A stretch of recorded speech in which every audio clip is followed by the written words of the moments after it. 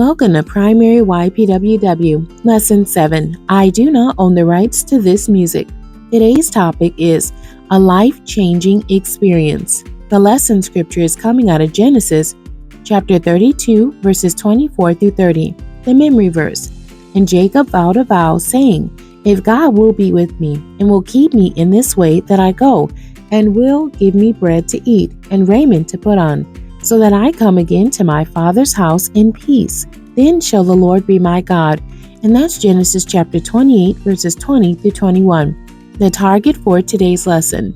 The Lord wants His children to know that a real relationship with God brings a life-changing experience.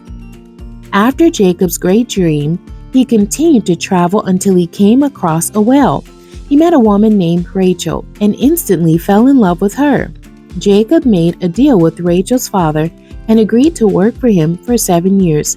In exchange for marrying Rachel, her father Laban agreed, but at the end of the 7 years, Laban gave him his other daughter Leah instead. The law back then was that the oldest daughter had to get married first. A week later, Laban allowed Jacob to marry Rachel, but he had to work for him for another 7 years. His life was truly changing.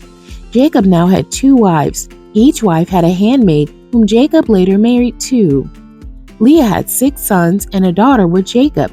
Zilpah and Bilhah, the handmaids, had 2 sons each by Jacob. God finally blessed Rachel with a son, and she later had a second son. God spoke to Jacob and told him to return to his father's house. Jacob obeyed. He packed his entire family up and set out for his father's house.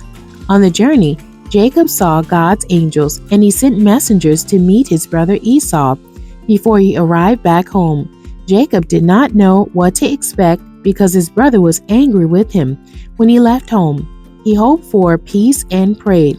He also sent a present ahead for his brother. That night, Jacob arose. He sent his 2 wives, 2 women servants, and 11 sons over the brook to protect them. Jacob was left alone. That night, he wrestled with the man until the next morning.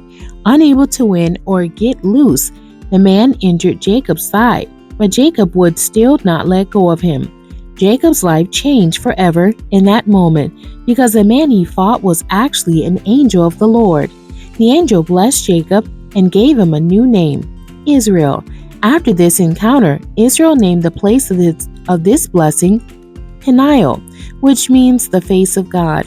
He had met God, and his life was changed. Even the relationship between Jacob and his brother Esau was restored. The questions for today's lesson. Number 1. Who did Jacob meet at the well? And what happened when he saw her? Number 2. What agreement did Jacob make with Laban? And how many children did Jacob have? Number 3. With whom did Jacob wrestle? And why did he name the place Peniel? The end. God bless you and thank you for joining me today.